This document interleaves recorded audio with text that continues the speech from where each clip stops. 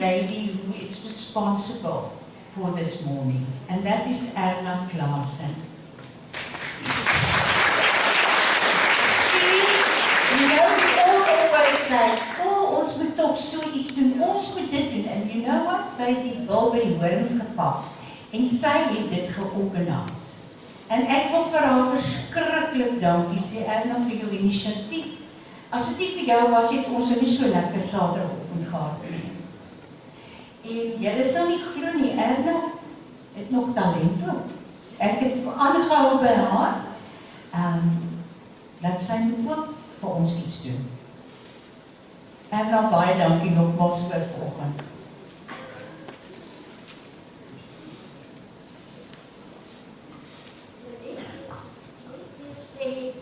My man het altyd gesê, sy onvoorbereide toespraak vat om 3 weke om voor te berei.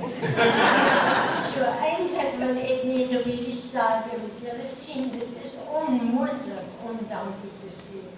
Julle Hanneta, baie dankie vir alles wat hierdie mense vir ons kom optree. Julle wat gekom het om hulle te kom sien en te ondersteun. Baie dankie van my kant af. Nou moet elke geleentheid gebeur daar maar altyd so 'n bietjie van 'n foutjie mos ook, soos met 'n troue en 'n ding is daar altyd 'n foutjie ook. Nou het ook vandag 'n foutjie gekom. Christina het nou vir my opgesit vir 'n item, maar dit is nie eintlik 'n item nie. Ek hoor vir die jokes, want julle gaan vir my lag. Ek weet nie wie van julle ken vir Erna nie, maar dit meeste eintlik nie van om te gaan sit by haar, want sy is 'n plaatjie. She's full of mischief and always has, she always makes you laugh.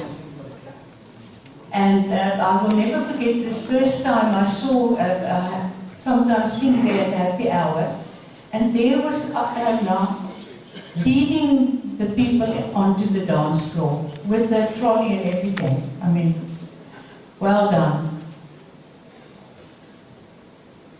Hy sê vir jou wat kan gedoen word.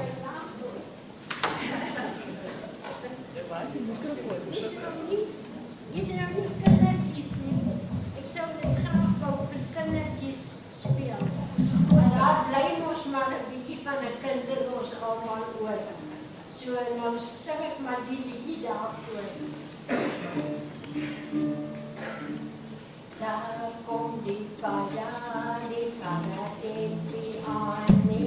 Daar kom die padanie aan.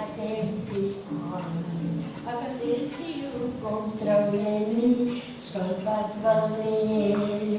Akalesi kom trou jy nie, skuld wat wil nie.